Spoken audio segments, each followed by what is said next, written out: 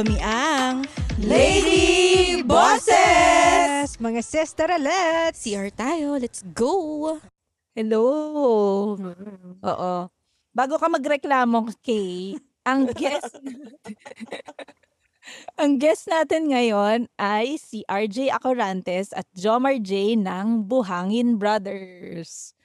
Yan. You. Hello. Oo, para sa Nice. Father's Day episode natin. Yan. Alam nyo, bilang mga OFW na lang din naman yung host, ay ang guest natin ngayong gabi.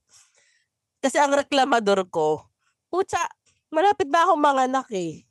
Pero hindi ko alam kung makakauwi yung lalaki ng buntis sa akin para makita niya akong umire. Alam mo yun? Kasi putsa, alam mo yun, throughout ng pagbubuntis ko, wala siya eh. Ano man lang yung makita niya akong mag-suffer habang umiire. Okay na. Wala kang mumurahin sa sa labor room. Wala akong panggigigilan eh. Huwag ka mag-alala, yung kabit ni Jomar J, ganun din ang reklamo. Oh! Pwede kaya mag-hire? Pwede Kay yung nagre-reklamo, pre. I-live stream mo na lang kaya. For the content. Pwede Kayo ba, mga kuya, nung nanganak ba yung mga misis nyo, nandun kayo? Sa Ang akin, tanong ni wala. Jomar J, yung una o yung pangalawang yun? Yung ilalabas lang ba sa Spotify? Yung legal. Yung legal. Legal. Sige. Ganyan din. Siguro ganyan din sinabi niya nun, yung sinabi ni Kay, na binuntis lang ako, buong pagbubuntis mo lang ako. Tapos hindi rin umuwi. Hindi ako umuwi nun nung nanganak siya. Bakit? Parang napag-usapan namin na December na lang. October kasi nanganak yung misis ko eh. So, parang ang usapan namin. Uwi na lang ako December, sabay na sa binyag. Choice mo ba, pinilit mo ba yan? Or Inano ko siya, pinilit ko siya na, alam mo, mas okay yung December, maraming okasyon. Pasko, Tsaka first Christmas New nyo as Year. family. Oo, pag umuwi akong October, alam nga naman i-celebrate natin yung undas kasama yung anak mo. Bakit December na lang. husband of the year? Yung, Ikaw, RJ. yung sa akin naman, yung panganay ko, nandun ako. Nandun ako nung pinanganak siya. Tapos yung pangalawang, yung bunso ko, maaga kasi siyang pinanganak eh. 8-month baby lang siya eh. 8 months lang siya lumabas eh. Tapos, yun, naka-file na yung leave ko ng June, July yun eh. So, pinanganak siya ng May. June yung leave ko nun eh. So, hindi ako nakarating. Yun lang. So, nagpabinyag na lang kami nung July. Hindi ba delikado yung 8 months? Hindi, kasi ang bigat niya. Ang laki na niya. Para nung lumabas siya, parang pwede na siya mag-kinder eh. Kaya, Kasi diba sabi nila, mas okay na daw na ilabas mo ng 7 months kesa 8 months. Kasi parang ata sa baga, yung development yata ng baga ng baby. ano na siya, hindi na nga siya yung incubator, wala na. Diretso siya. Pagkalabas niya, kinabukasan, lumabas na rin siya. In-enroll Lumabas siya na ng agad. ospital, naganap na kami kagad ng college eh. Pero di ba, Kay, ang bilang is weeks ba? Weeks. Ang Nakatest sabit dito kasi, pag nag-37 weeks onwards, pwede na. Pero ang full term talaga ay 40. Tapos extended pa siya ng 2 weeks pa. Hanggang 42. Meron akong pamangkin na na pareho silang kulang sa buwan. Merong tinuturok sa kanila eh para mag-develop yung yung mga yung lungs kasi yun talaga Steroids? parang yun yata ang tinuturo para para lumaki agad. bumilis yung Ang palaki ng muscle agad. Muscle. Pagdating parang nagalit ng barbell kagad. O naghanap Pamangkin. ng away. Sino Pamangkin pala yung term ni RJ dun sa isa niyang asawa sa doon. Sa anak niya pala. Nag-overlap eh.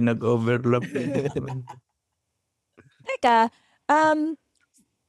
naka-abroad na kayo bago pa kayo ikasal or bago pa kayo nagkaroon ng first bago nabuntis yung sa first baby ninyo? Sa first wife. Ano yun? Kalimutan nyo na yan. Baka mapakinggan din ng mga asawa. Oo nga, tapos baka magselo sila. Sabihin nila totoo. Which is oo naman. Pero, Expose talaga tong guesting natin sa Ladies Night. Napunta ako rito, ano pa eh. Single pa ako eh. Ano pa lang kami, boyfriend, girlfriend pa lang. Nung pumunta dito. akala ko ba single? Ano ba? Nakasal eh. Single yung ano niya, yung sinasabi niya dyan. Sa ano. Ano kang makakakuha ng kabit yan kung sabihin mo. Hindi, tanong nyo kasi kanina kung kasal na eh, na napunta rito. Hindi pa. Ano pa lang.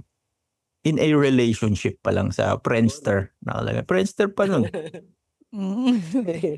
Tapos, nung kinasal kayo, parang ilang years ka na sa abroad bago kayo kinasal or what? Ako siguro 4 years na. Mga ganun. 4 to 5 years. Tapos kinasal sa Pinas. Tapos kinuha ko siya dito. Yun, binuntis ko siya. Tapos pinauwi ko.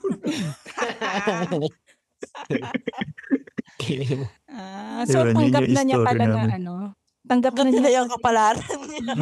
Ano yun, Jomar J? Mag-work ba siya dapat dyan? Or bumisita lang siya? Ang unang plano talaga mag-work. Pero hindi siya nakakakuha kasi ng trabaho eh. Hindi ko alam. Buntis na lang ni Kuya. May mga Eto, trabaho. para dito ka lang naman sa bahay eh. Tatrabahuin na lang kita. Yun, 6 months. Sa loob ng 6 months yun. Hindi siya nakakakuha ng work nun eh. So, parang nung isang buwan na lang, naghabol eh. Nung 1 month na lang, nag-decide kami na, sige, try na natin, baka makabuo. Para kung uuwi ka man, at least meron na nabuo. Nakabuo naman. Sure ka sa'yo yan. Oo, ito nyo naman yung ilong ng anak ko. Pareho kami. Walang bridge eh. Ikaw RJ, ganun din? Same ba kayo? Ganun din, pareho. Mag-boyfriend, girlfriend pa lang kami nung umalis ako, nung nag-abroad ako. Tapos, 2010 kami kinasal. After 3 years, nung nandito nag-abroad na ako. Tapos, after a year, kinuha ko rin siya. Sinubukan nga namin na maghanap siya ng trabaho dito. Ganun din, hindi rin siya nakahanap ng trabaho.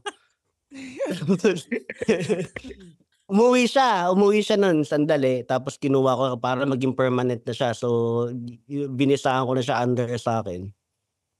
Tapos nun, after 3 months, nabuntis naman siya. Yun nga, hindi pa rin makahanap ng trabaho. Tapos, yun nga, nababagot siya, nade-depress na siya dahil mag-isa lang siya lagi sa bahay. Ganun. So, nag-decide na lang kami na pauwiin siya nung siguro 4th month niya nung bubuntis. Tapos yun, ganun na yung nangyari. Hindi na rin siya nakabalik dito. Nagbabakasyon na lang. Dapat pala nagpatoba topic na lang kayong dalawa kung sino i-guess namin, no? Pareho na Pareho lang eh. Pareho lang. Iano nyo to, Jillian part 1, part 2 muna. Ang pinagkaiba lang si Jomar J. Nagsiselos kasi yung babae, kaya pinauwi niya na yung asawa niya.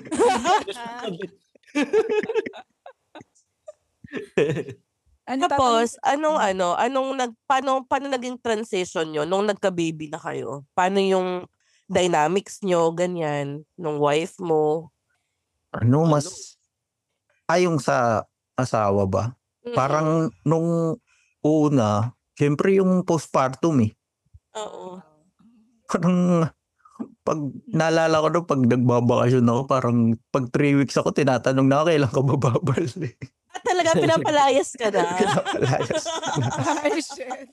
Parang hindi na siya, parang hindi na siya sanay na, yun yung problema, parang hindi sila sanay na nasa Pilipinas ka. Nalibadbaran sila sa inyo. Mm, parang araw-araw na nakikita yung mukha nito. Ah. Nasisikipan sila sa bahay. Totoo, may adjustment period talaga lalo yung mga bata pagdating sa nag-a-adjust sila na meron dito nang-i-spoil sa amin kaya ayos. Pinagmumulan ng away yan. Ano Away pala? talaga mag-asawa. Ano palang pakiramdam nung una niyo nakita yung baby niyo? Kasi hindi niyo nakita nung pagkapisa di ba? Oo. Nung pag-uwi niyo. Hindi naman habang manok. Mas mga po. Yung panganay ko, ako yung naglimlim. Nilimliman ko yun. Ito yung panganay ko. Diba? Anong pakiramdam niyo nung una niyo nakita yung baby niyo? Pag-uwi niyo. Ako sabi ko nung wala kamukha ko. Wala. Ganun pala. Tas yung unang karga mo, di ba? Ang alam ko nga lang nakarga nun yung basic lang na ganun. Hindi ko siya kayang padapain, padighayin. Kaya lagi akong inaaway ng misis ko noon na. Ilang buwan ka na rito, hindi mo pa alam kargayin yung anak mo. Balik ka na nga lang abroad. Oo, balik ka na lang. Ganun, pero nakakaiyak ako, naiyak ako nung unang karga ko sa kanya, nung baby, nung nakita ko. Paano yung iyak mo, yung may hagulgol or ano lang? Habang kinakarga mo, tumutulo yung luha mo. Na parang sabi mo na, ano ba yan, wala na, bebenta ka na yung PlayStation 3 ko. Hindi wala ka ng time dyan. Wala ka ng time. Pati yung mga bala ko, hindi na. Yung mga bala ko, hindi ko na malalaro. Ikaw, Kuya RJ. Nung nakita ko siya sa hospital, kasi hindi ako pinapasok ng doktor dun sa delivery room. Nagpipumilit ako pero sabi hindi pwede kasi bubuksan. So cesarean kasi. CS. So hindi na ako pinapasok kasi baka daw sumuka lang daw ako dun. So nandun na ako sa labas tapos yun nga aligaga. Tapos nung lumabas, dun mo masasabi na love at first sight yung pagtingin mo mahal mo siya kagad Tapos ang saya. yun nga napaiyak din ako tapos dinala na rin siya doon sa nursery. Hindi ako makaalis doon. Nandun lang ako, binabantay ako kasi baka alam mo yung napaparanoid ko baka mapagpalit yung anak ko Kaya maraklara mo yan Kakamaklara mo yun. Baka pagpalit pwede lang baka maging babae pa to. Mahirap. Okay na ayaw ko magkaroon dati ng anak na babae nung una. Dahil? Bakit? Naisip ko yung pag nagdalaga. Alam mo yun na ililigawan, yung ganun. Gusto ko baby ko lang siya habang buhay. Oo. Paano yung sa pangalawang baby mo, kuya, nung yun nga, na hindi mo siya nakita nung kakapanganak lang. Mas iba ba yung feeling nun kesa yung inaantay mo? Yun mahirap yung na yun dahil nga nung pinanganak siya, siyempre parang wala kang magawa, hindi ka makauwi.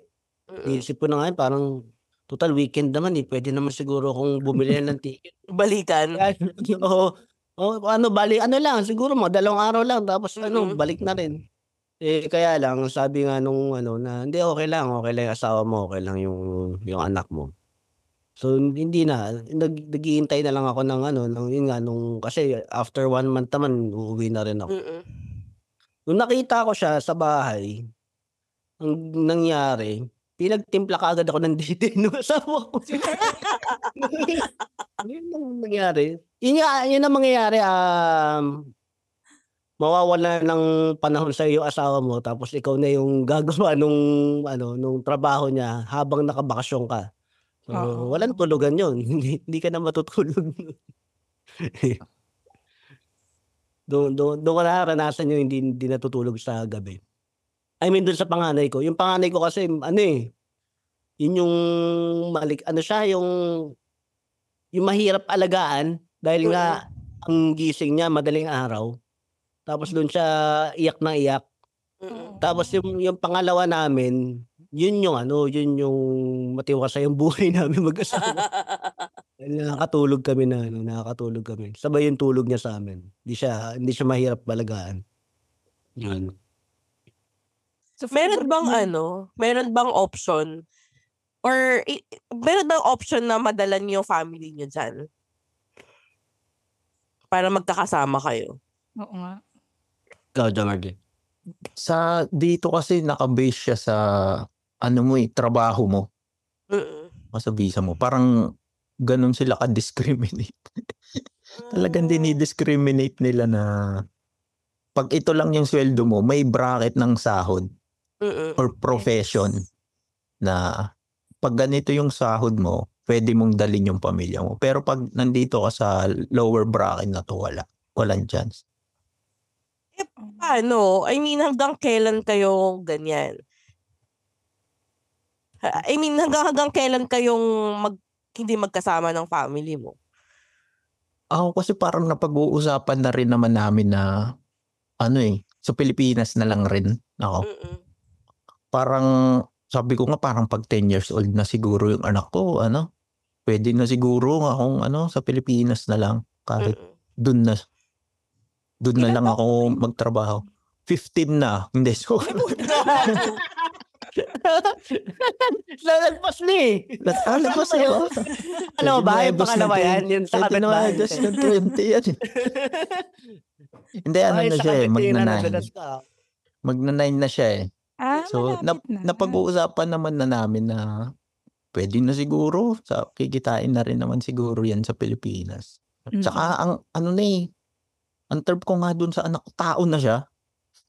Tao naman siya ng baby, no? Pero yung mga tanong niya sa'yo, pagkausap mo siya, parang na talaga to, tao na yung anak ko, hindi na bata. Mahirap na i-deflect yung mga tanong niya. Hindi tulad ng kumbaga hindi mo na kayang bulahin eh. Oo, wala na. Parang lagi niya nang tinatanong, kailan ka ba uwi? Yung susurpresahin mo siguro ako sa ganitong araw. Ang tagal. Parang meron, 2 weeks ago yata, sabi niya, ang tagal mo mag-reply, akala ko nasa airport ka na. Hala! Saan na nakuha yung gano'ng idea? Hindi, gago, nakakaiyak yan. Oo, pag gano'n na yung sinasabi niya. Yun pala, nag-expect din pala talaga siya. Sabi ko, may hangover lang ako nun. Hindi ako naka-reply. Sorry. Sa inyo, Kuya RJ, may chance dyan na madala mo sila? Sa akin may option na madala ko sila dito. Salamat sa kumpanya ko na nakuha ko rin siya after 17 years, no? Thank you. 17? 17 years, no? Doon ko lang siya Grabe, ang tagal mo na dyan. So, ayun, bale ang plano is mauuna yung panganay ko. Kaming dalawa lang muna. Dito siya mag-aaral. Tapos after a year, pagka pwede nang mag-resign yung asawa ko, ayun, susunod na sila nung bunso ko. Yun yung plano. Which is sana matupad. Oo, at least may meron kayo nilulook forward. So, paano yan? Pag after 2 years, buhangin bro na lang. Uy, pero Kuya Jomar, anong plano mo pagka uuwi ka dito? 'Di ba? Sabi nila ang hirap nga daw nung from OFW tapos magsisettle ka ulit dito sa Pilipinas. Parang siguro pwede naman ako magtrabaho dyan. Yun man naisip ko. Yun naman na yung napag-usapan namin. Kasi ang hirap rin talaga eh.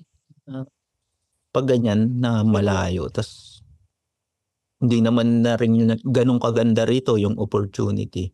So parang tinitimbang mo na rin kung sa Pinas siguro kasama ko pa yung mag-ina ko. Kaysa dito na Tsaka dalawa ganun naman din ang yata kayo may kinikita. trabaho pag dito, no? So pag uwi ko, siya na lang yung may trabaho. Siya naman, ako Tapos naman ikaw na yung yung bubuhayin bubuntisin. niya. Oo, ako naman yung So, gagawin ka na lang daw niyang seahorse. Pero kahit gaano na kayo katagal diyan sa abroad, umiiyak pa rin ba kayo? Yung totoong iyak na nami-miss niyo pa rin yung family ninyo? Oo. Hindi siya minsan gabi-gabi yan eh. Talaga? Meron eh. Ano ba, una, yung 'pag may okasyon yan, medyo mabigat. 'Pag may okasyon sa Pilipinas, may nangyaring hindi maganda, yung sinusumpa mo na mga time na sinusumpa mo, "Ba't ka OFW?" Hmm. "Ba ako OFW? Hindi ako makauwi." 'Pag ganyan. Ikaw, RJ? Yung sa'kin, ako, yun nga, Di daw pagka naiiyak si kuya kasi meron daw siya reserba dun eh. 'Pag nagbakasyon lang rin yun. Oo, pagka siyempre malayo din naman kasi yung isa, eh. Hindi, yung isang anak, dalawa yung anak mo, eh. Hindi, yun nga pagka tulad nung nakaraan, birthday nung mag-ina ko, ayun, ayun malungkot talaga yun. Tapos yun ang mabigat talaga diyan yung tuwing sa airport, yung pabalik na. Kahit yung Mm. 1 week pa lang nung bago yung flight, yun, nag-iiyakan lalo na yung panganay ko umiiyak na yun lagi. Hala. Na nailalabas niya na emotions niya, eh, na dati hindi niya ginagawa yun, eh. Siguro nagsimula lang yun nung last year. Na nagsasabi na siya sa mga kaibigan niya, nagsasabi na siya sa mga teacher niya na Yung lungkot niya? nalulungkot siya kasi aalis na naman yung tatay niya, yung gano'n. So, Hmm. yun nga, yung katulad ng sinabi ni Jomar J, tao na rin talaga siya, eh. Oo. Gano'n. Ano So yung yun, efforts iyakan ng niyo? iyakan. Ano na, sorry? Ano yung efforts niyo para maging close kayo yung habang nandyan kayo sa abroad? Ano yung efforts niyo? Paano niyo ginagawa para at least updated pa rin kayo sa kanila tapos they will feel na nandyan pa rin kayo? Parang gano'n. Bibilhan mo ng iPad. Kaya ka nandyan. Bibilhan mo ng bibilhan mo ng gusto niya. Minsan gano'n, eh. Talagang dati sasabihin mo, "Hindi, ayaw ko i-spoil yung anak ko. Hindi yan kalokohan yan paglabas niya." Actually. 'Di ba? Parang yun yung yun lang yung way mo. Tulad kami malayo. Yun lang yung way ko na mapakita ko na, "Sige, ano gusto mo?" Kung ganyan. O Oo. 'pag perfect ka sa quiz na yan, "Sige mag-mall ka, kumain ka sa labas." Mga gano'n. Mm. So, feeling ko dun ko nakuha yung loob niya na sa pang-i-spoil ko. Oo. Pero pinapagalitan ba kayo ng ng mga wife niyo kapag masyado niyong binibigay lahat ng gusto nila? Ako biyenan, yung nagagalit. Wag mong bilhan ng laruan dahil nasasanay tapos, hindi naman inaalagaan, gano'n. Siya daw yung bilhan mo. Parang Oo. Oo nga 'no. Ano bang size ng sapatos niya? Ako 'pag umuuwi kami madalas magtalo, dahil sa bata, eh. Minsan sinasabi niya na "Di lang kita mapalo, nandiyan yung tatay mo, eh." Talaga? Oo, kasi 'pag nagta-tantrums minsan na sabi ko, wag mo naman sigawan." "Di lang kita mapalo kasi nandito yung tatay mo, eh. Hintayin mo pag-alis niyan." Mga gano'n. Pag alis niyan, bugbog ka sa akin. Yung mga gano'n. Tsaka meron pa dati yun nga yung biyenan ko na nung baby 'di ba, pagka umiiyak siyempre bubuhatin mo kaagad yan, eh. Mm. Wag mo sanayin buhatin kasi kami mahihirapan diyan. Masasanay yan magpapabuhat, gano'n. Eh, yung bunso ko ang bigat nun, eh. Nung baby nga yung anak ko, ako pa yung naghahawak ng niya, 'pag dumidede, bate. Bote. Oo, ilang months na siya nun, marunong naman Akala na ko siya. 9 years old na ngayon, eh. Nagbobote pa rin. Sabi ng misis ko nun, "Huwag mo hayaan mo siya marunong na maghawak ng yan." Talagang pag-alis niyan, hahanapin niya yan, gano'n, eh. Ganun Pero yung kasi 'di ba, yun yung mga na-miss yung milestones nila, eh. Oo. Mm. Kaya Yun. hindi rin, I mean, hindi rin nila kayo masisi kung bakit gano'n. Oo. Parang fino-fulfill mo lang yung mga milestones na nawala ka nung wala ka dun sa phase na yun. Kaya ang Iniipon tanong mo. ko, ha? Hindi, Kaso sabi ko sinisisi sa nila eh. milestone, never pa ako naka-attend ng graduation ng anak ko. Kaya ang gagawin ko, paakyat, babayin ko siya dito eh. Baba ang anak sa hagdanan, hindi na natin. Kunin mo yung toga mo dun sa Pirates. Di akit ka 6th floor. Saka iniipon mo kasi yung memories eh. Pag nasa Oo. Pinas ka, iniipon mo yun eh. Ibibideo mo, no? Tapos pagbalik mo rito, papanoorin mo habang umiiyak. Eh, Ganun eh. Ipunin mo sa gallery ng phone mo. Nakakapuno na cellphone namin eh. Yun na nakakapuno. Hindi kami nagbubura ng mga video tsaka ng mga picture eh. di lagi kayo nagki-clear ng storage. Problema ko yan ngayon eh. Hindi, ang Natabunan kiniklear yung lang ni mga Jomar trike J, patrol yung ni mga- RJ. Yung mga trike patrol ni RJ natabunan. Yung clear Ang kiniklear ni Jomar J, mga message no kabit niya. kaya yung clear browser history niya. Oo.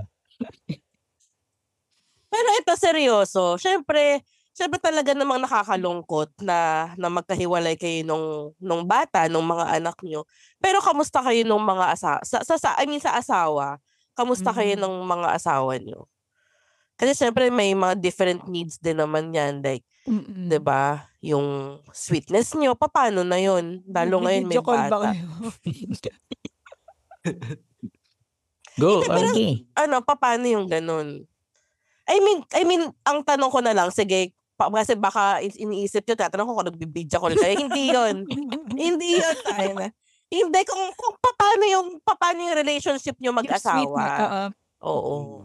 Kung sweet Kasi pa ba nga- kayo sa isa't isa, ganyan. Magbibidya ko nga sana kami ngayon, kaya lang may guest. Tulog na yung mga bata eh. Sabi ni RJ. Sa akin, Wala. Guest parang naging glue nyo yung bata eh. Mm. Parang kahit may hindi kayo pagkakaunawaan, kailangan nyo mag-usap kasi involve yung anak nyo. Eh, lalo pag LDR, mahirap talaga eh. Glue pala yun. Kala ko pader siya kasi pagka natutulog kayo. Pati Glue pala yun. RJ, pader sa'yo kasi dalawa sila eh. Oo. Papagpatong mo sila. Oo. Yung ganon, sa amin parang yung bata yung naging glue naming dalawa na no choice kayo, ayusin nyo yung hindi nyo pagkakaunawaan dahil dun sa bata. Mm. Tsaka Parang walang nasanay na rin kami na LDR kasi. Tagal din namin LDR eh. Mm-mm. Bawi naman, pag umuwi naman, bumabawi naman. Sanayan ba yun, yung LDR? Or talagang hindi ka talaga masasanay sa ganyan? Tingin ko, masasanay kayo pag yung dalawang adult. Parang nagkakaroon na kasi kayo ng routine eh. Mm-mm. Pero yung LDR mo sa anak mo, yun yung never masasanay. Mm. Shucks, nakakaiyak. Kaya pala hindi pwede mag-LDR si Vic Soto at si Pauline Luna kasi bata yung... Ang laking glue nun. Uy, wala ka sa buhangin, brad. Ay, sorry. Hindi, yun nga tama yung sinabi ni Jomar J, no, na masasanay ka na lang na yun na mag-a-adjust ka dahil nga may anak na kayo. And yun yung dati nagka-clash pa kami ng asawa ko dahil nga yung sa parenting, yung kind of nung parenting na meron siya tsaka yung meron ako. Nung nitong huli, hinayaan ko na lang kasi siya yung nandun eh. So, na lang ako, sasabihan ko na lang siya kung sumasobra, mga ganun. Tapos, titiklop din naman ako. Sila rin masusunod eh. Siya naman din ang masusunod. So, sasabihin ko lang, tapos, okay na, ayun lang. Nasabi ko na yung gusto ko. Tapos, yun na. Magsasorry na rin ako pagkatapos. Siya yung last say. Oo, hindi. Yun din yung mahirap yung sinabi ni RJ. Parang naisip mo minsan wala kang input eh sa parenting ng bata. Yun lumalaki. parang hindi mo maano kung paano siya, yung gusto mong way nagpapalaki sa kanya. Wala, hindi mo siya magagawa kasi malayo ka nga. So, tiwala ka na lang dun sa Asawa. asawa mo. Tapos Na ganun nakasalan yung, mo. oo, na ganun siya. Pag umuwi ka naman, makikita mo naman yung ugali ng bata eh. Kung okay naman. So, masaya naman. Hindi, may mga ano rin naman na ako rin yung nasusunod tulad ng nung itong kahapon, nagpaalam yung anak ko na sasama siya sa pinsan niya. Magpapatuli daw sila.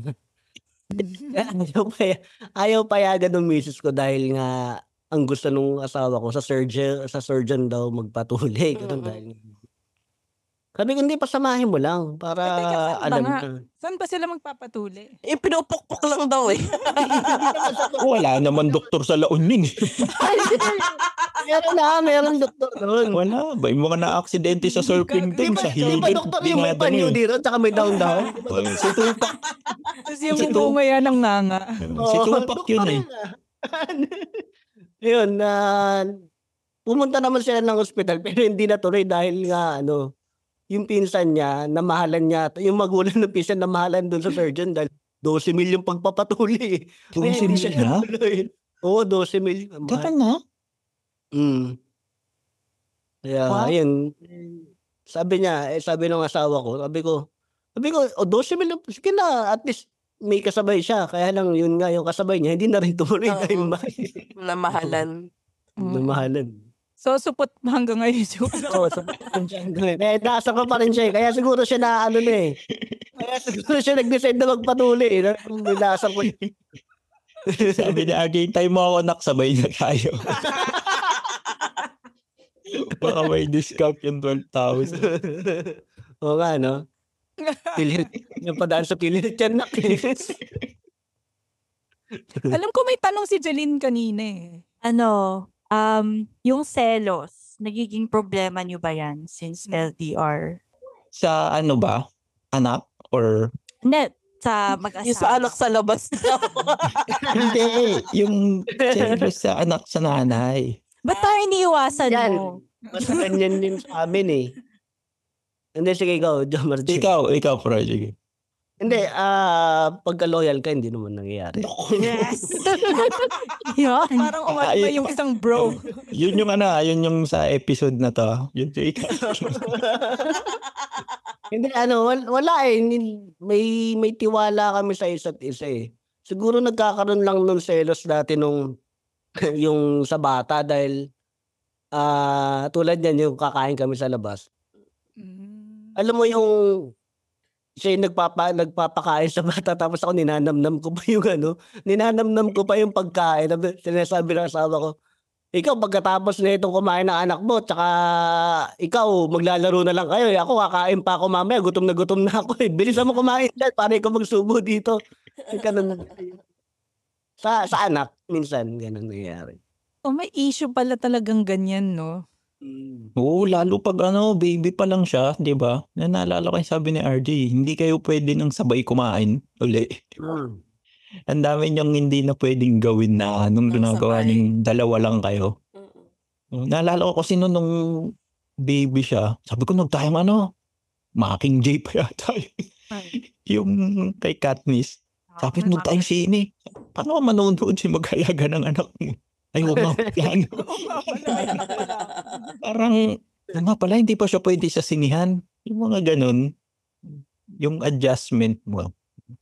Yung sa selos naman, mga parang tapos na yata kami sa ganung pace. Parang matanda na tayo para magselos. Saka, ano pagsaselosan nila dyan? Hindi ba puro lalaki yung kasama niyo? Oo. Pati Hindi ka sure. nila nga lalaki. Happy Pride Month. Happy Pride Month. Oo, Happy Pride Month pala. Pero may temptations din ba dyan? Uy, RJ, marami. Bakit ako? Ano to matalaglagan tong episode na to? Marami. Meron naman. Kaya lang, tingin ko talaga yung may pinipili talaga yung pagiging OFW na Hindi, meron akong kaibigan kasi dati na ano, na medyo, alam mo medyo playboy, ganun. Tapos, nung nagpapatulong siya na pumunta dito, sabi ko, tol, ano ba? Kaya mong iwanan yung mga bisyo mo, kaya mo ano yung ano, maging straight ka para sa pamilya mo pag pupunta ka dito kasi ayaw ko masira yung pamilya mo eh. Mm. Yun yung inano ko. Tapos, nung napaisip siguro siya na ano, kaya hindi na rin siya tumuloy. Ano siya, mahirap. Pero sa akin, gumagana siya dahil lumalayo ako sa mga ganong klaseng kaibigan. No. Kaya lumayo ako. Dati magkasama kami ni Jomar J sa ano eh, Qatar eh. Lumayo ako eh. Lumayo ako sa mga babaero. Kaya pinalis ko rin si RJ dito eh. Marami Oo, rin kasi kayo dito. yung temptasyon ng isa't isa eh. Happy Eh, Pride bawal pa ikasal eh. Bawal ikasal. Siguro yung ano, character mo rin bilang tao. Sinabi na to ni RJ sa isang episode namin na kahit naman gaano karami yung temptation dyan, di ba? Pag nakita mo yung bank account mo, gago, paano? Hindi mo kaya. Hindi mo kaya. Parang hanggang Hindi mo kaya attempt ka mag-imbasigan. lang. Hanggang attempt ka lang. Hindi, ang ano ko dyan, lagi ko rin iniisip eh. Bukod nga dun sa sinabi ni Jomar J sa character. Ako yung inaano ko dyan is, ang laki ng ginastos ko sa kasal. Ang laki ng ginastos ko sa pagpapanak nung 2 bata. Tapos mambababae lang ako ng ilang minuto, ilang ano. Diba? Sayang Bilis yung mo naman, ginastos ko minuto eh. lang. Ulipot ako eh. Oo. 3 minuto lang to, boy. Tapos na siya.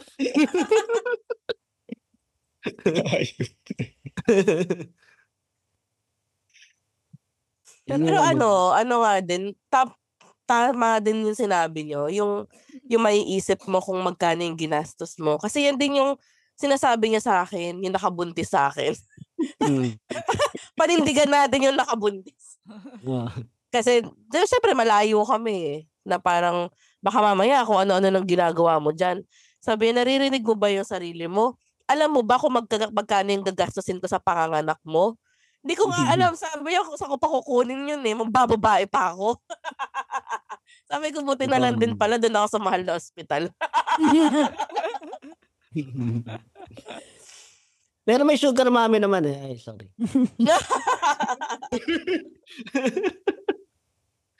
Pag Hindi naman siya overtake yung Hindi buntis. siya pinag-overthink kita, pero may sugar mommy naman. Huwag mo na pag-isipin yan, ilang weeks na lang eh. Gagi, at least makakatulong siya sa panganganak ko. Pero ano, kung may, 'di ba napag-usapan natin yung milestones ng mga bata. Kung ano yung pinaka wish nyo na sana nandun ako nung nangyari yun. Anong milestones ng mga anak nyo yun? Na pagbabalikan nyo yun, may, alam mo yung may kurot, ganyan, na minsan may iyak ka na lang, na nasayang ka na wala ka doon. Yung akin siguro yung first time niya magsalita. Medyo delayed si Ishi nakapagsalita eh. Parang mag-3-3 na yata siya. Oo, medyo na-delay.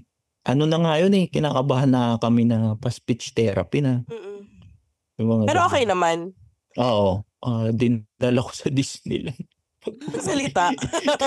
Yung pag-uwi sa Pilas, nagsalita. Parang, ano yun, kinukonsulta ko na ate ko na nurse. Sabi ko, te, hindi nagsasalita si Ishi. Parang nagmumurmur lang siya. Uy, mag-3-3 na. So, kabado na kami nun. Sabi niya, end of the year lang, sabi niya. Pag end of the year, pag hindi pa rin, ipa-therapy mo na. Buti hindi pinakain ng di ba pinapakain daw yan yung ari ng baboy? Oo, ginawa yun. Ginawa yun ng lola niya. Para daw dumaldal. Wala, hindi effective eh. Pero yun siguro, yung una niyang nakakapagsalita na siya na kaya niya nasabihin yung pangalan niya. Yun, nung sinin sa akin yung video, nung sinin sa akin, tontuwa ako. Anong first words niya? Words. Sumahod ka na ba, tatay? Napaka-articulate. Sawakad ba yun? Parang lang yata, yung full name niya, I am Mm. Khaleesi. Parang yung nagpapakilala sa Little Miss Philippines. Yung ganun, I am Khaleesi Jane. Yung ganun lang. Yung sinend niya sa akin yun ng misis ko na naiyak ako talaga. Kasi ito na yung hinihintay mo na wala palang diferensya. Anak mo, pagsalitaan na siya. I am Khaleesi Jen, where is my dragons? Dracarys, sabi niya. Eh, yung sa akin siguro yung sa panganay, nung kumanta siya ng Lupang Hinirang sa nila, sa eskwelahan, siya yung pinakakanta ng Lupang Hinirang, siya na mag-isa. Kasi yun siyempre 'di ba, proud moment yun para sa akin. Tapos nung dumating ako nung Christmas party nila, nung 'di ba may mga sayaw sila dun. Mm. Habang sumasayaw siya, nakatingin siya sa'kin tapos naka-smile. Mm. Naiiyak ako nun nung nakikita ko siya. Para bang sobrang tuwang-tuwa siya na nandun ako, na Oo. nakikita ko siyang sumasayaw gano'n, na nagpa-participate. Yun yung ko. Tapos yun din yung sa pangalawa naman yun nga yung mga birthday kasi never pa akong dumating nung birthday niya, Lagi niyang sinasabi yun, na sana nandun ako sa birthday niya. Hanggang ngayon hindi pa nakakauwi nung birthday niya. Anong replacement nun? Pag hindi ka nakakauwi? Ikaw Si gagastos? Barbie. Dalawang Sa Barbie na panganay mo ngayon. to, RJ.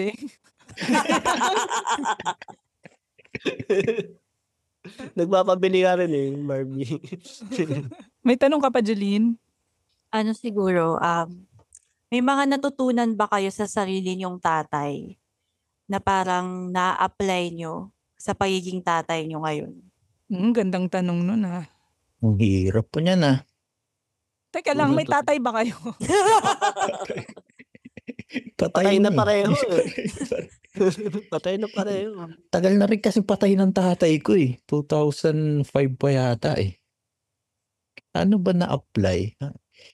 Alam mo yung mga lumang tatay. Traditional.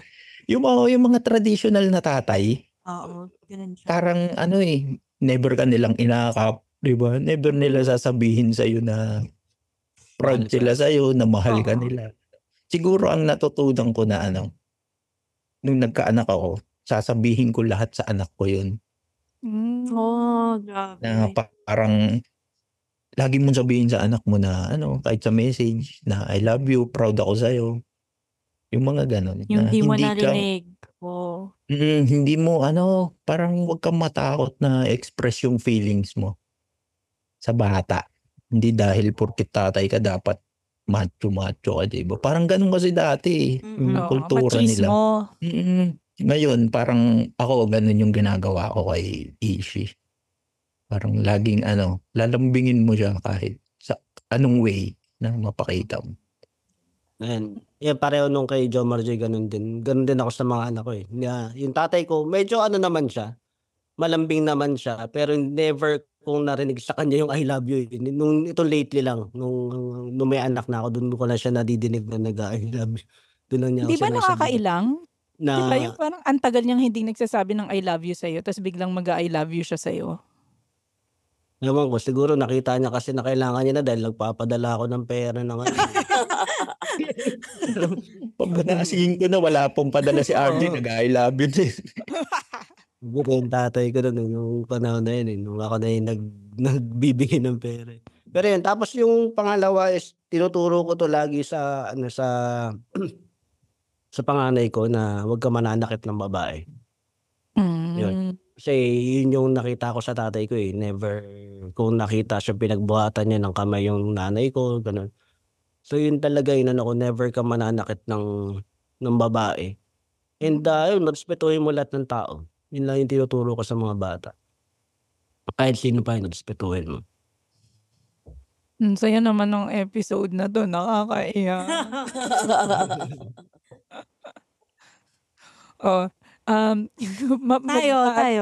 Tayo, parang tribute lang. Ano yung mga natutunan natin sa mga tatay natin? Tayo quickly siguro. Kasi tama nga si Jomar J tsaka si RJ, parang ganun yung traditional din yung tatay ko na hindi niya masyado pinapakita yung affection niya. Pero makikita mo naman sa mga mata niya, sa galaw niya towards you kapag kausap ako or kaming mga anak niya na mahal naman niya kami. Pero yun nga, ganun din. Mas ipapakita ko sa kanila physically na mahal ko sila, hindi lang yung through service. Kailangan din nilang maramdaman yung physical hug, yung mga ganun. So parang yun din yung binibigay ko sa mga sa mga anak ko. Pareho lang kasi pareho naman tayo yata ng generation Parang dati kasi isip ng mga tatay basta nagtatrabaho sila okay na. Oo, ganun. Oo. No? Parang nagpro-provide naman ako napag-aaral kita, ganun, na okay na yan. Oo. Hindi, at saka kasi ang form of love nila nun, yung palo. Di ba pa sinabing, napalo ka ng magulang mo, ibig sabihin, mahal ka nun. Love language nila. Oo. Palo. Napakasakit. Love language ko ay buntot ng pagi. Sa tsinelas. Sa akin, T-square. Ikaw ba, Jeline? Ako hindi na ako religious. Pero yung tatay ko kasi, ganun siya. Like, sobrang religious niya. Tas ang naging effect nun sa kanya is kahit anong challenge, talagang kinakaya niya because of his faith. So parang ang sa akin is, yung optimism niya, parang yun yung nakaka-inspire sa akin. Parang kahit anong challenge, kahit anong hirap. Yun yung nililook up ko talaga sa kanya. Parang umiiyak si Jeline. Parang umiiyak si Jeline, OMG. Yung strength niya lang. Pero yung pagiging Ano religious, wala talaga. Inuna niya na nga yun din. Hindi na siya religious. Okay. Ako siguro pinaka natutunan ko sa tatay ko, yung pagka meron kang gustong isang bagay, kailangan mo siyang panindigan. Kailangan mong gawin. Lalo na kung nagbitaw ka ng promise, may napangakuan ka, may sinabi ka, huwag mong i-let down yung tao na yun. Kailangan mo siyang gawin. Kasi sinabi mo, kailangan mong panindigan. Every word na sasabihin mo, kailangan mong panindigan. Saka alam mo, hindi ko alam, kasi lagi ako nasasabihan na mas may bayag pa daw ako kaysa sa lalaki. Siguro nakuha ko yun sa tatay ko kasi close kami ng tatay ko So, yun. So, pero kung ngayon na magkakaanak ako, ang gusto kong palaki na gawin sa kanya, ako particular ako sa pagkain. Ayoko nang mapili siyang kumain. Kasi yun yung nakakalakihan namin sa tatay namin. Na kung ano yung ihain niya, kung ano yung lulutuin niya, kakainin mo. Kung ayaw mo kumain, antayin mo yung next na kainan kung gusto mo na yung ulam. Bahala ka sa buhay mo. Kung magutom ka, bahala ka. Kaya Yun ang ganun kami. Kaya pa nagluluto pa lang, kumakain na sige. Hindi na umabot sa mesa. Kaya dito sa bahay, hindi uso yung hindi mo gusto yung ulam, magpapaglutuan ka ng itlog. Hindi, walang ganun dito. Bawal yun dito. Saka yung pag sinabing, tikman mo to. Pag umayaw ka, patay ka. Kailangan tikman mo muna bago ka umayaw. Oo, tama. Yun. So mula sa kaboses ninyong proud na proud kay RJ tsaka kay Jomar J, buti na lang kaibigan namin kayo kasi maganda kayong ehemplo ng pagiging tatay. Correct. Kahit nasa ibang bansa kayo na malayo sa family ninyo. Ang galing. Basta natutuwa ako. Mula sa kaboses niyong ako si Jeannie Lakay. Mula sa kaboses niyong iyakin as usual, Jeline Cubillas. Mula sa kaboses niyong nabuntisan ng OFW. Kay Asko. At bumabati ng Happy Father's Day sa lahat ng mga tatay. Oo, Happy Father's Day. Kami ang Lady Bosses! Thank you, RJ tsaka Jomar. Thank you, Lady Kumama ako sa Bosses. inyo. Ang galing. Tsaka mahirap yung sitwasyon nila.